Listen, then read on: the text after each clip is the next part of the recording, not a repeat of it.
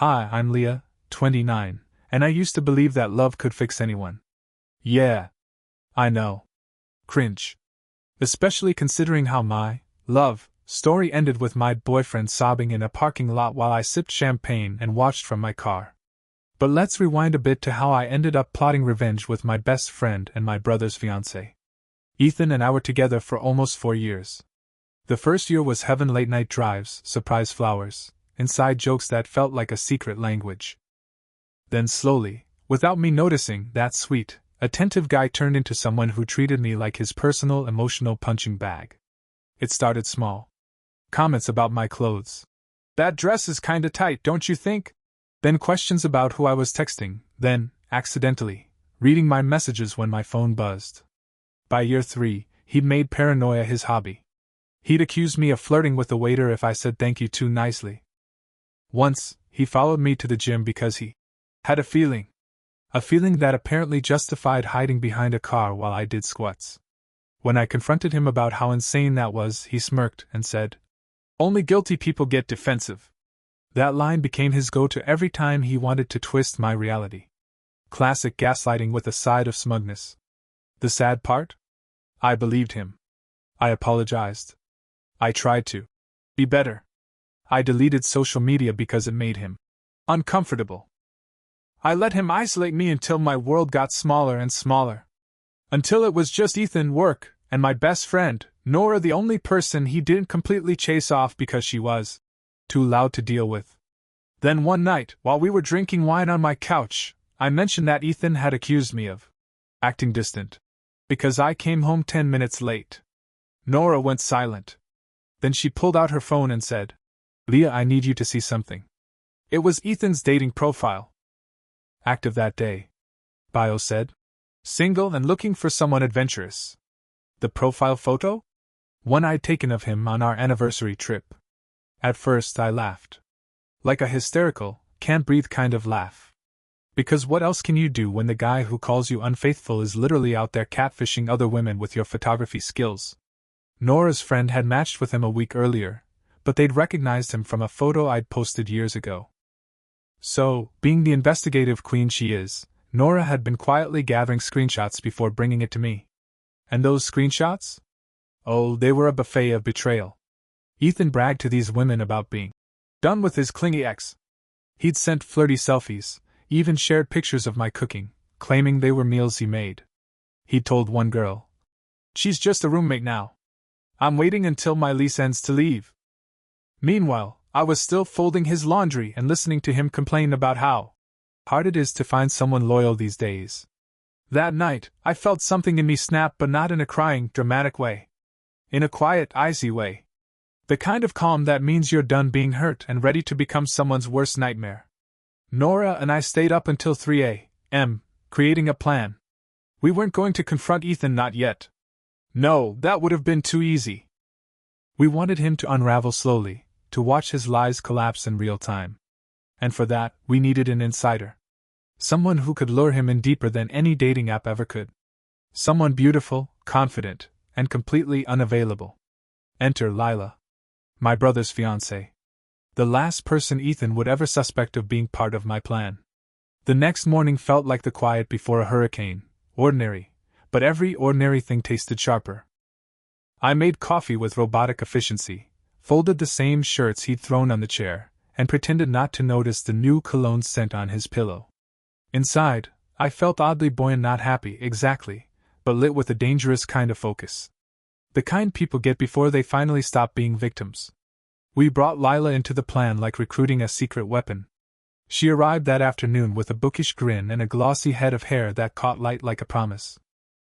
Lila was everything Ethan had pretended to be attracted to, confident in a quiet way, funny when she wanted to be, and thoroughly unavailable because she was my brother's partner. Ethan would never suspect family. That was the point. Nora handled the dirty and delicate work with the dramatic flair of someone who had once faked an entire news piece for a college project and walked away with an award. She loved the theater of it. "This," she said, tapping the table and smiling like a Cheshire cat, "will be our Broadway show." I laughed and felt something in my chest loosen. It had been months since I laughed without scaring myself. Over the next week, I became a perfect anthropological study in pretending. Ethan babed me with apologies I didn't believe. He brought home mediocre flowers and overcooked takeout and whispered ridiculous lines about getting us back on track. I ate the food, kissed him goodnight, and cataloged the lies like they were receipts. At work, I was a model employee, calm, efficient, promoted on a Wednesday for doing something I actually loved. It felt obscene to be celebrated at the office while my home life resembled a soap opera. But the promotion was a reminder. Life was still moving forward, even if he thought it could stand still while he lived a double one. Lila's first encounter with Ethan was anything but subtle. He was the kind of man whose ego arrived early and overstayed its welcome. Lila walked into the same downtown coffee shop where he liked to posture with his laptop, and he chirped up like a gull spotting chips. He tried the casual compliment, the resume of boring pickup lines, and Lila, playing coy, gave him just enough to feed him. He beamed like a toddler who'd been handed the keys to a luxury car for 5 minutes. I watched from across the street with Nora and a pair of sunglasses that did nothing to hide the laugh that kept wanting to escape. Lila sent me a one-word text. Feeding. I sent back a gif, a cat batting at a plastic crown, and then closed my phone before my hands could shake. Watching him fall was a strange, almost clinical sensation.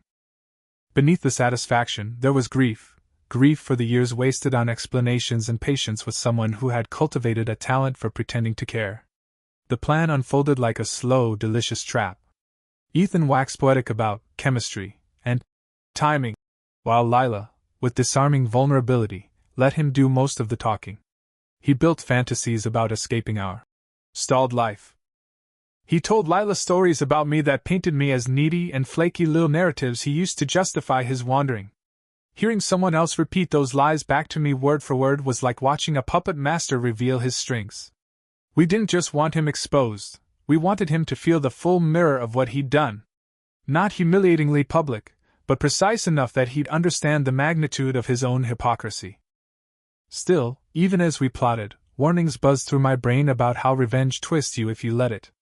Would I become the person who delighted in collapse? I told myself the difference was intention. We weren't seeking cruelty for its own sake.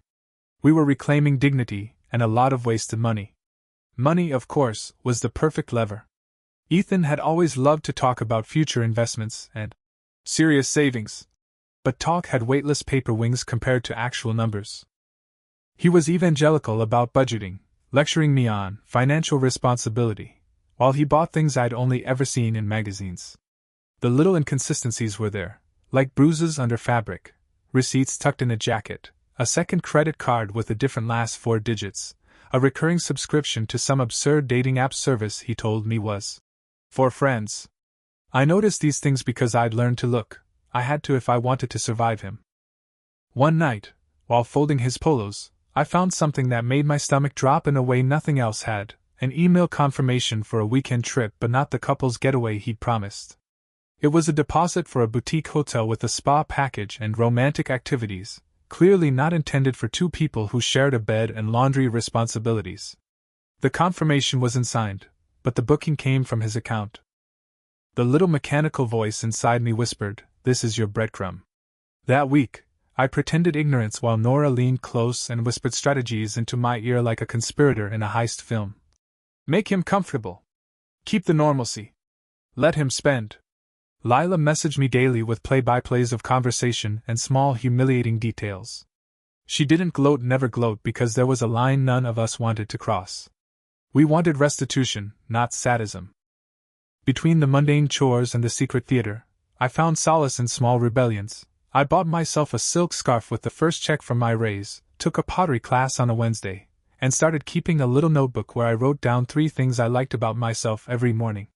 It was silly and stubborn and, frankly, necessary. The world felt less like it could be rewritten if I didn't keep filing these tiny proof strings that I existed outside of him.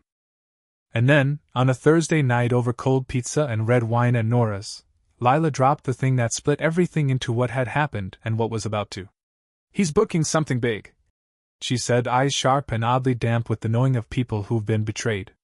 "And he's already spent a fortune on it." The 3 of us sat in a silence so thick I could hear the ice in the wine glass tick against glass. There was a planning hum in the room that felt almost wholly like a choir warming up. I went home that night and looked at the man who had once made me believe in forever. He sat on the couch, scrolling, unaware of the storm. He kissed the top of my head like he might have if he'd been a decent human being. Instead of collapsing into tears, I went to the window and watched the city lights blink. The next move had to be exact. Not petty. Not criminal. Exact. I slept badly, in bursts, like someone rehearsing a performance in their dreams. Tomorrow would be a day of rehearsals, 2 small tests, subtle pushes. If he was going to fall further, he needed to believe he was climbing. If we were going to take something back, we would do it cleanly. When I woke up, my phone buzzed. A single message from Lila. Tonight. He takes the bait. My stomach did a flip the way someone's does on a roller coaster top before the drop. I smiled. No, I didn't smile. I felt something colder, a steady, controlled calm. For the first time in months, the future looked like it had edges I could hold. You know that feeling when you're watching a movie, and you can feel the plot twist coming, but you still flinch when it hits? That was me the night the trap finally snapped shut, except I wasn't the audience anymore. I was the director, the actor, and the editor of this disaster we were calling justice. Lila texted me at 6:47 p.m. sharp. He's here. He ordered wine. Nervous energy. You'd think he was proposing. Nora and I were already parked across the street from the restaurant, takeaway coffee in hand, eyes on the glowing windows. The place was one of those pretentious rooftop bistros where couples take selfies with twinkly lights and overpriced steak. Ethan had always wanted to bring me there but claimed it was too expensive for a place that serves foam as food. Guess that logic didn't apply to other women. Through the glass, I saw him perfectly styled, fresh haircut, fake confidence turned up to 11. Lila arrived 2 minutes later, wearing the kind of red dress that makes men forget their lies long enough to tell new ones. She brushed a strand of hair behind her ear, smiled, and let him talk. I knew that smile. It was the one I used to wear right before I started crying in the bathroom. Nora adjusted her binoculars. Yes, she actually brought binoculars, and muttered, "He's trying to do the eye contact thing again. God, does he practice this?" I snorted into my latte. Probably in the mirror between protein shakes. Half an hour passed. Lila sent us live updates, his jokes, his nervous glances, his insistence that he'd never met someone so refreshing. He leaned in close. She leaned back just enough to keep him chasing. And then came the moment, the one that made my pulse jump like static. Lila texted, "He's inviting me to a weekend retreat. Same one he booked under your name last month." I froze. My retreat. The same hotel confirmation I'd found tucked in his jacket, the one I'd thought was ancient history. He'd just recycled the lie like an old love letter. The nerve of that man could power a small city. "Leah," Nora whispered, "this is your midpoint. This is the part in the movie where the heroine either loses her mind or levels up." "Let's level up," I said, voice flat, eyes still on the window. Lila gave us the signal, a deliberate hair flip and a tap on her wine glass. That meant she'd agreed to the trip. Ethan grinned, lifted his glass, and toasted to new beginnings. Oh, the irony. He looked like a man reborn. He didn't know his resurrection would be followed by a burial. The plan was officially entering phase 2. Ethan would spend the next 2 weeks planning this romantic getaway, draining what was left of his savings. Meanwhile, we'd gather everything: bank records, messages, receipts, screenshots, voice memos. Evidence, yes, but also leverage. The kind that would leave no room for denial. Later that night, when Ethan got home, he acted giddy, humming some song under his breath, the kind of mood I used to mistake for happiness. I played my part perfectly. I asked about his day, made tea, and smiled when he told me he was planning a surprise for me soon. That line almost broke me, not out of sadness, but sheer disbelief at how someone could lie so easily while staring into the eyes of the person who used to love them. After he fell asleep, I opened my laptop. Nora had created a shared folder labeled Project Closure. Inside were subfolders: financial, text receipts, audio, future proof. It looked like something out of a courtroom. I added screenshots from his email and the credit card statement showing 2 deposits to the Riverside Lodge. He'd paid double, one under his name, one under a guest, Lila's fake alias. The realization hit hard. Every cent he spent trying to impress her was technically our shared money. My paycheck had covered bills while his went toward impressing other women. I should have been furious. Instead, I felt something colder: satisfaction. Because for once, the story wasn't spiraling out of my control. Over the next week, Ethan got more obvious. Late nights. Work emergencies. Secretive texts. I let it all play out. Lila reported that he'd bought her a bracelet, gold, dainty, expensive. She didn't even take it home. She forgot it at his place so I could find it. When I did, I picked it up, turned it in the light, and smiled. He'd wrapped betrayal in a velvet box and left it on his own dresser. That was the night I stopped seeing him as my boyfriend and started seeing him as a project nearing completion. The next morning, Nora and I met at a diner to finalize the reveal plan. I remember the taste of burnt coffee and adrenaline. "We can't just humiliate him," Nora said. "He'll play the victim. We need him to confess." "Confess?" I repeated. "How?" She grinned. "By giving him exactly what he wants. Rope." 2 days later, Ethan invited Lila to the lodge. She agreed, with one condition: she wanted to make it official before the trip. That meant him breaking things off with me. He said he'd handle it soon. That's when we decided to force soon. What we didn't expect was how he'd try to handle it. You ever watch someone lie so confidently that you start to wonder if they believe it themselves? That was Ethan that night, pacing the apartment like a man rehearsing a TED talk about emotional honesty. He said things like, "Leah, we've grown apart. And I just need to find myself." The usual breakup script, except he forgot his script had plot holes. Like the gold bracelet I'd found cleaning, or the hotel confirmation peeking from his laptop bag. I sat on the couch, expression blank, heart steady. I'd practiced this moment in my head 100 times, but the real thing felt surreal. It didn't hurt. It just clicked. Like finding the last puzzle piece and realizing the picture was uglier than you expected. He talked for 20 minutes. I timed it, explaining how this was about him, not me. How he needed space to focus on personal growth. Personal growth apparently meant Lila and a lakeside suite with a champagne mini-fridge. When he finally stopped to breathe, I did what no jilted girlfriend in movie history has ever done. I smiled. "Of course," I said. "You're right. Maybe this is good for both of us." That threw him. He prepared for tears, maybe a thrown mug, not calm acceptance. His confusion was almost adorable. "Wait, you're not angry?" "Oh, I'm all sorts of things," I said lightly. "But anger's just not top 5 tonight." He stared, trying to decode me. But he wouldn't. Not now, not ever. I told him I'd pack a bag and stay with Nora for a few days so we could have space. He thanked me, genuinely relieved. He had no idea that while he was heading off to his romantic self-discovery weekend, I'd already rented a moving van. By midnight, I was at Nora's, sitting on her floor surrounded by takeout containers and strategy charts. Lila was on video call, her hair in a messy bun, looking like a corporate spy. "All right," she said. "He's officially single and thinks he's whisking me away to paradise. We have less than 48 hours before check-in." "Then," Nora said, clapping her hands, "it's showtime."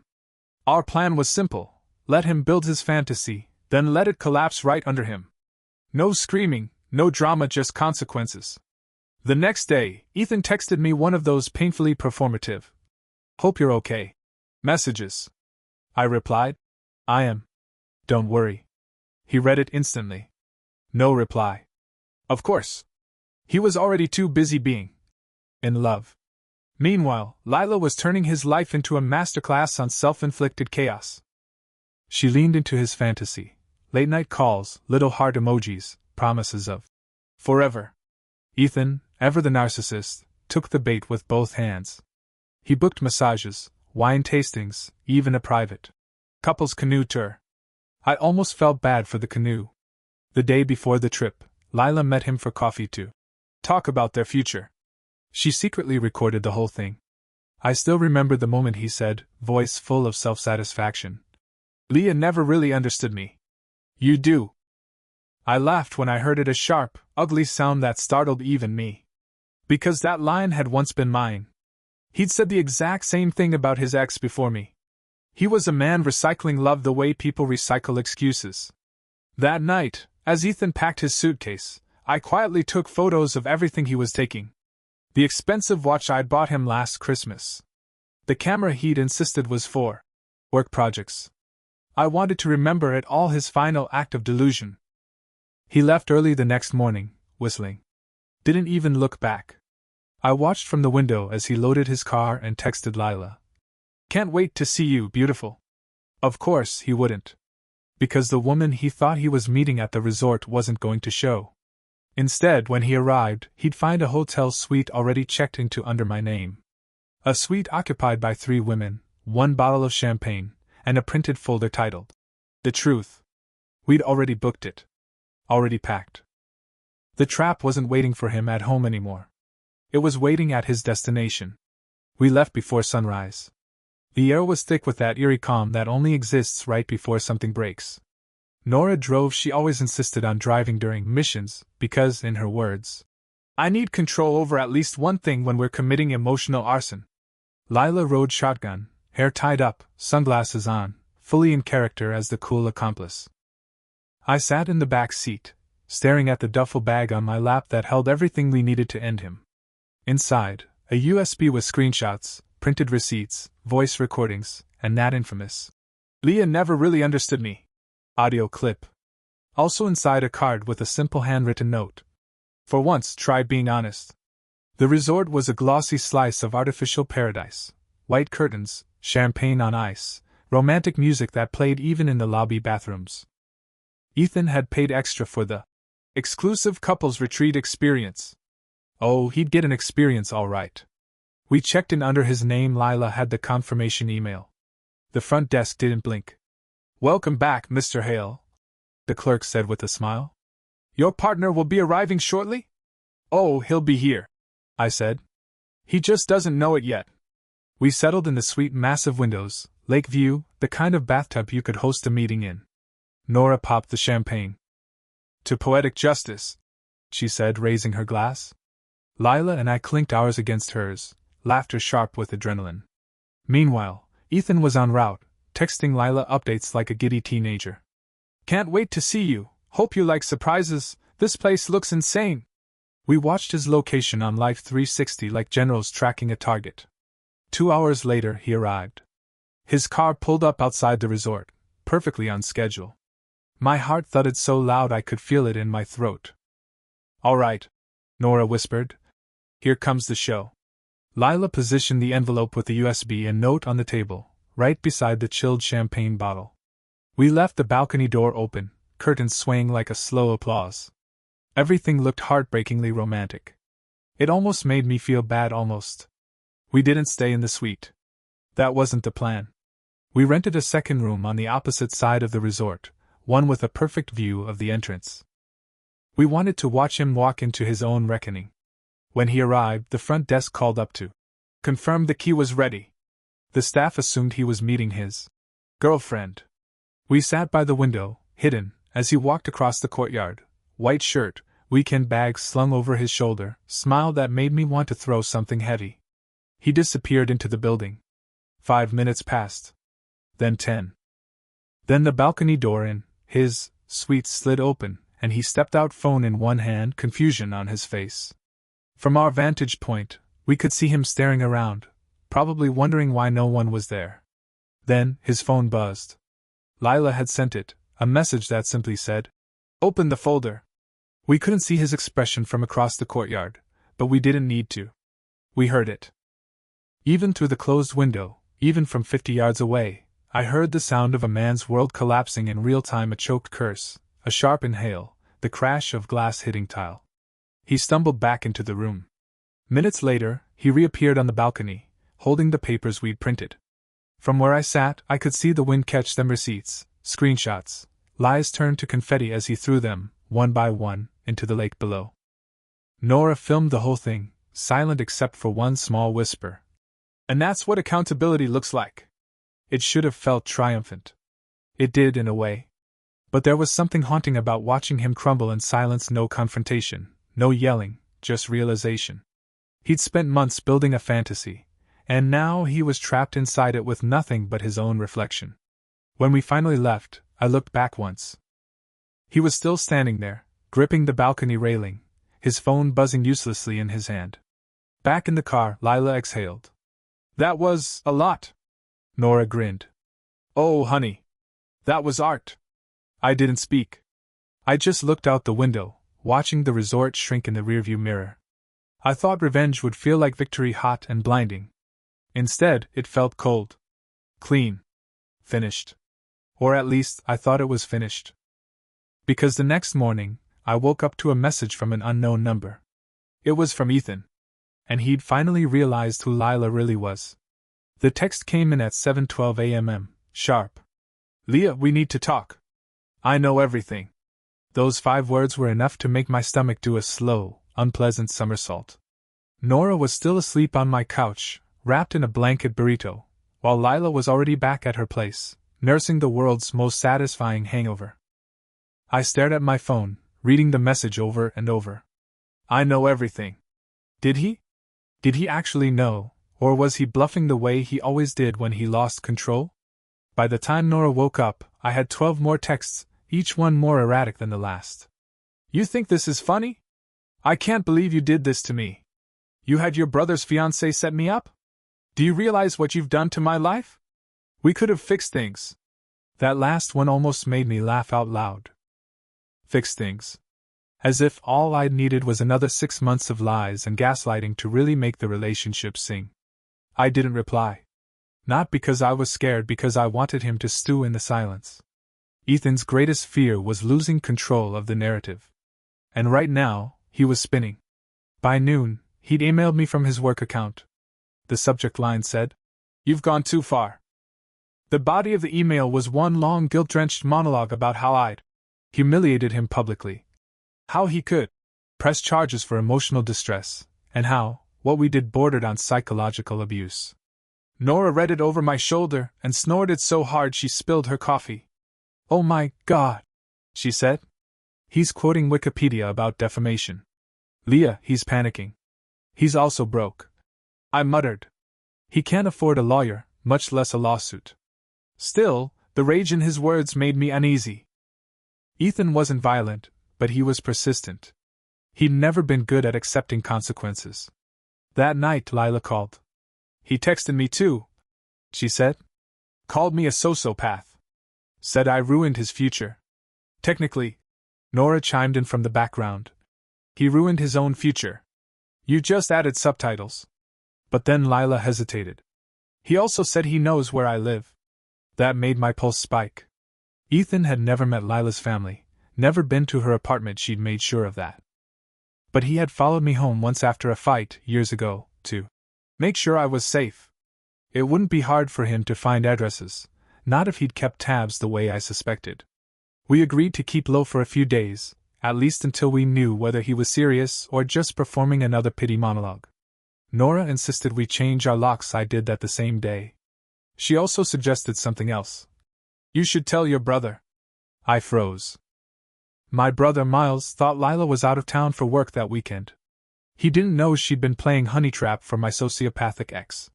If Ethan decided to stir the pot and drop names, Miles would be blindsided. So that night, we came clean. All of it. Miles listened without interrupting. He didn't even blink when we got to the part about Lila pretending to date Ethan. When we finished, he let out a long sigh, rubbed his temples, and said, "I knew something was off about that guy." Then, after a long pause, he added, "You three might have gone a little cinematic. But damn, Leah. He deserved it." For a moment, I felt a weird, fragile peace. The secret was out. Miles was on our side. Ethan's texts had stopped. Maybe it was over. Then, around midnight, my phone buzzed again. A new message. No name, just a number I didn't recognize. "Hope you enjoyed the show, Leah. Because Act 2 starts soon." My hands went cold. I called Nora immediately. She answered on the second ring, voice groggy but alert. "What happened?" I read the message aloud. Silence. Then a soft, low curse. Lila texted seconds later, "Check your email." I did. And there it was. An anonymous address. One single attachment. A photo. Taken the day before, from across the parking lot. Me, Nora, and Lila outside my building laughing, holding coffee, completely unaware we were being watched. Ethan wasn't bluffing anymore. He was escalating. I didn't sleep that night. Every creak in the walls felt like a footstep. Every passing car made my heart jump. The realization that Ethan had been close enough to photograph us without us noticing it was a cold, creeping dread that sat on my skin like humidity. At 3:17 a.m., Nora texted, "You awake?" "Yeah." "Good. Because I have a terrible idea that might actually save us." By morning, the three of us were back in the same formation as always, me, Nora, and Lila around my kitchen table, caffeine replacing courage. We'd been here before, same energy, different flavor. Except this time, we weren't planning revenge. We were planning defense. "He's unraveling," Nora said, eyes sharp behind her mug. "That message wasn't about revenge, it was about control. He's trying to scare you back into silence." Lila leaned forward. "We hit his pride, not just his heart. He's not used to being powerless. He'll push back before he collapses." "Then we push first," I said. And we did. By noon, Nora had compiled the digital file that could have made a lawyer drool, every screenshot, every voicemail, every message he'd sent post-breakup, including the anonymous photo. Lila, who worked in PR, drafted a single, perfect email addressed to Ethan's company HR department. No lies, no embellishment, just documented evidence of harassment and unprofessional conduct, including his threats and stalking behavior. We didn't send it yet. It was leverage. At 4 p.m., Ethan texted again. This time, it wasn't threats. It was theatrics. "You don't understand, Leah. You've ruined my life. Everyone knows. I can't even walk into work without people whispering. You think you won? You have no idea what you've done." Then another text followed, one that made my blood boil. "I miss you. I miss us. I just want to talk." The whiplash was stunning. He was bouncing between rage and longing like someone flipping channels on a broken TV. I didn't answer, but I took screenshots. Every word was another brick in the wall I was building between us. That night, Lila stayed over. She didn't say it out loud, but I knew she was scared too. The idea of Ethan lurking near my building wasn't paranoia anymore, it was probability. We slept with the lights on and a baseball bat by the door. At dawn, Nora called with her voice tight but triumphant. "Check his socials," she said. Ethan had gone nuclear online. His Instagram story was a parade of vague quotes about betrayal and fake women. One post was a black screen with white text. "When you give everything to someone and they destroy you, what's left?" Nora sighed. Classic pity parade. Give it 24 hours, he'll start fishing for sympathy from his followers. But what Ethan didn't realize was that his outburst gave us exactly what we needed: proof of obsession. Combined with the photo and the threatening text, it was enough to justify a restraining order. We spent the day at the courthouse, filing paperwork, attaching screenshots like receipts of a long con gone too far. When the clerk stamped it, "Approved, temporary protection granted," I felt something inside me unclench for the first time in months. By the time I got home, Ethan had texted again, but this time from a new number. "I saw you at the courthouse today. That's cute." He was still watching. Still following. I sat on the edge of my bed, fingers trembling, rage mixing with fear. I didn't feel victorious anymore, I felt hunted. Lila took my phone, read the message, and said in a tone I'd never heard from her before, "Then it's time to end this for good." Nora looked up from her laptop. "How?" Lila smiled, slow, deliberate, dangerous. "By giving him exactly what he wants. A meeting." I stared.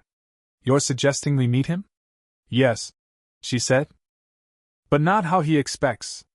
Her eyes flicked to my phone, then to the camera mounted on the wall above the door. "We're not running anymore," she said.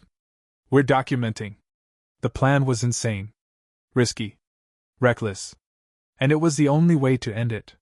We chose the cafe 2 blocks from the police station, public, well-lit, full of witnesses. Ethan thought I'd agreed to meet him. To talk. But in reality, every second was being recorded. Nora was seated near the window pretending to work on her laptop, camera aimed straight at us. Lila waited in a car across the street, phone in hand, ready to call the officer assigned to my restraining order if things went sideways. I got there first. My stomach was a fist. Every sound felt magnified: the hiss of the espresso machine, the low hum of conversation, the rhythmic clinking of cups. Then, through the glass, I saw him. Ethan looked different, thinner, pale, eyes darting like a cornered animal. He smiled when he spotted me, but it was the kind of smile that didn't reach anywhere near his eyes. "Leah," he said, sliding into the seat across from me, voice low, almost pleading. "You look good." "Thanks," I said flatly. "Get to the point." He flinched, not used to the lack of warmth. "Look, I know things got out of hand. But you have to admit you went too far. You humiliated me." "You destroyed my reputation," I interrupted, calm and cold. "You did that yourself." We just held up the mirror. He tried to laugh it off, but it came out brittle. "You think you're the hero in this? You're not.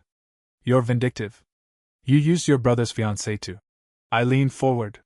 "You lied, cheated, and manipulated for months. You stalked me. You followed my friends. You texted threats. So if this is your attempt at rewriting history, it's over."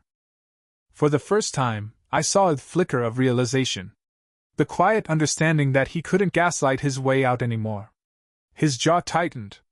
"You don't scare me." "Good," I said. "Because you'll have plenty of time to be scared when you see what's coming." I slid a small USB across the table, the same one that had been waiting for him at the resort. Every message. Every photo. Every threat. Copied. Backed up. Already sent to HR, your parents, and my lawyer. So if you contact me again, even once, that goes public. He stared at it, face blank. "You wouldn't." I met his eyes. "I already did." That was when he broke his mask, cracking into pure panic. "You think you can ruin me like that?" he hissed, voice rising just enough to draw a few glances. Nora's camera caught everything. "Ruin you?" I said quietly. "You ruined yourself. We just hit record." He stood abruptly, nearly knocking over his chair, muttered something under his breath, and stormed out. Nora followed him with the lens until he disappeared down the street. Within minutes, the officer Lila had on standby intercepted him, serving the official restraining order in person. The look on his face when he realized the trap was complete, that was the real closure. Afterward, we sat in the car, silent. The adrenaline had drained out, leaving only exhaustion. Nora passed me a coffee. "You okay?" I nodded. "I think so. For the first time in a long time, I actually believe it's over." Lila turned around in her seat, studying me. "You don't regret it?" I thought about that. About the months of planning, the sleepless nights, the moment in the resort where we'd watched him realize the truth. Revenge hadn't made me lighter, but it had made me free. "No," I said. "I don't regret ending it this way. I regret letting it go on so long." We didn't toast, didn't cheer, didn't gloat. We just sat there in that parked car, three women who'd survived different shades of manipulation, breathing the same heavy air of relief. In the weeks that followed, Ethan vanished from my orbit entirely. His job? Gone. His apartment? Vacated. His digital trail? Quiet. He didn't reach out again, not once. Whether out of shame or fear, I didn't care. I moved apartments, started therapy, and began writing again.